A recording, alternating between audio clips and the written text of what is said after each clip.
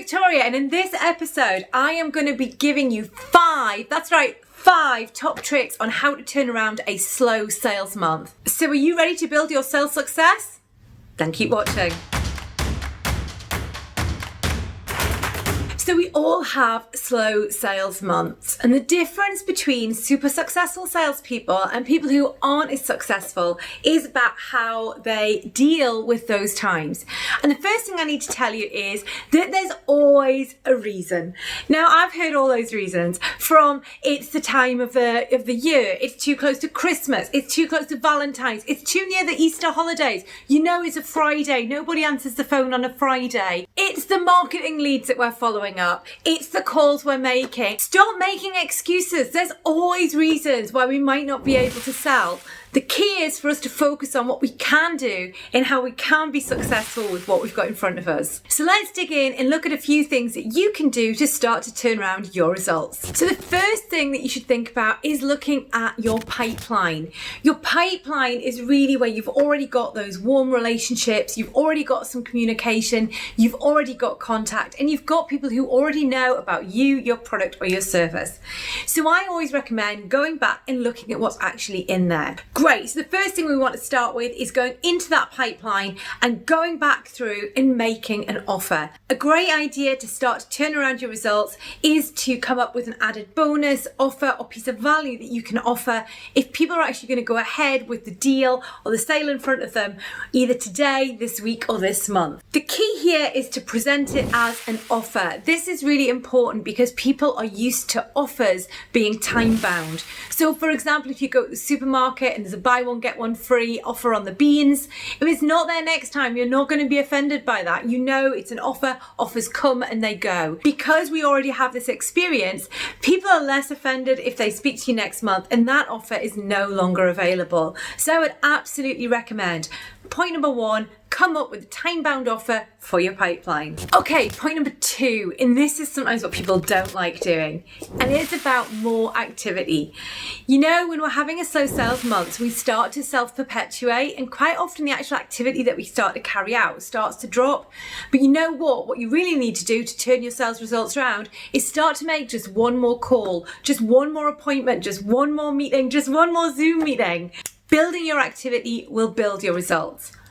And if you can, it's a brilliant idea to think about where you're focusing that activity, because actually if you have the results on what your conversion is for different sets of data that you're ringing, then focus on the stuff that you're getting the most success with. If you know there's certain types of meetings that you're able to convert more easily, then guess what? It's a slow sales month. This is the time to capitalize and do a few more of those types of meetings to really boost your results. The third thing to think about is how you can use your existing customer base. Quite often we're so wrapped up in actually going out after new business, we forget that sometimes our biggest sales opportunities are with our existing customers. So have a think if there's something else that you could go out to your existing customers with. Is there a training course? Is there an add-on module? Is there a new service that you could suggest that they might benefit from? Going out to our existing customers is a great way of fast-tracking sales as well. They already know us, they already trust us, they already think we're amazing. So guess what? It's that little bit easier to sell to them. And while you're on the phone, you know, the other thing that you could always do is ask for a referral or an introduction. A warm introduction is a great way of generating some new leads and again fast tracking that sales process. And remember, there's a video that I've already done telling you exactly how to ask for that.